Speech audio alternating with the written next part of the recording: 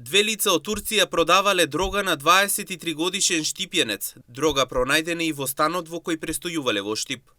По претходно добиени сознани и преземени мерки на 8 август околу 22 часот на Штипски сокак, полициски службеници од одсекот за недозволена трговија со дрога и оружје при секторот за внатрешни работи Штип ги затекнаа лицата МБ и МДЖУ, 24 годишни од Република Турција, со привремен престој во Штип при продажба на марихуана на ФР, 23 годишен од Штип.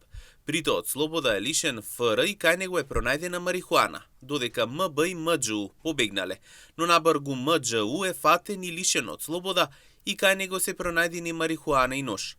За настанот биле запознати јавен обвинител и судија на претходна постапка, пошто полициски службеници отишле во домот на МБ, каде што ја затекле АБ, 21 годишна од Турција, исто така со привремен престој во Штип.